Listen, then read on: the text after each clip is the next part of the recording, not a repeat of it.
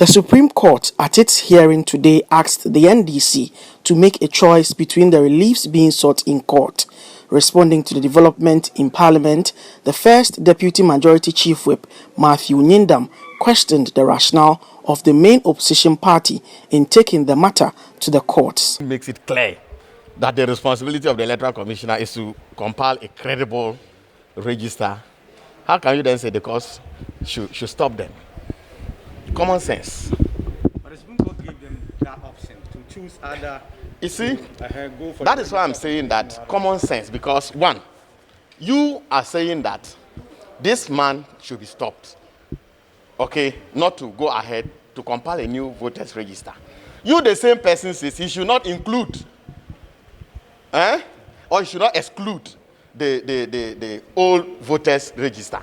Does it really make sense? So a layman like me knew very well that that is not going to wash. The House approved a $3.1 million tax waiver for the rehabilitation and upgrading of equipment in technical universities, polytechnics, and technical and vocational training centers under the government concessional loan agreement between the government of the Republic of Ghana and the Export and Import Bank of China. During debate on the motion for the waiver, Deputy Minority Leader James Aveji underscored the need for government to fulfill its promise of bringing a policy on tax waivers to Parliament. If you convert $30.1 million into Ghana cedi, you are well over 180 million Ghana cedis.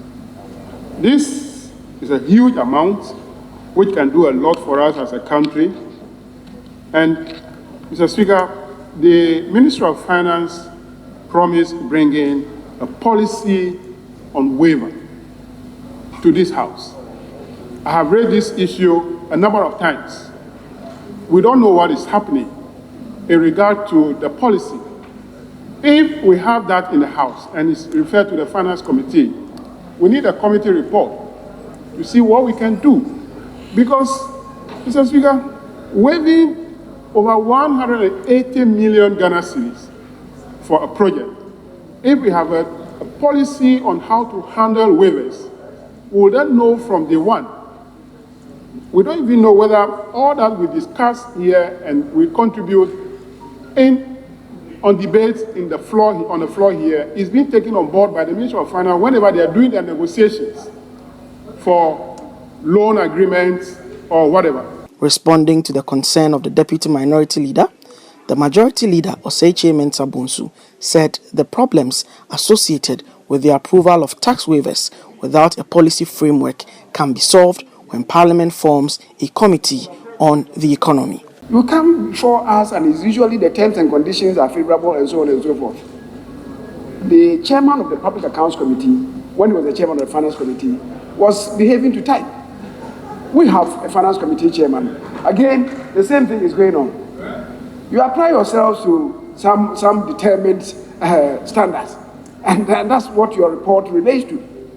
The Speaker, is the reason why I keep insisting that going forward we should establish a committee dedicated to the economy. The House today approved a tax waiver amounting to some $3.1 million for the polytechnics and vocational education training institutions. Reporting from Parliament, my name is Duke Benson Kuku.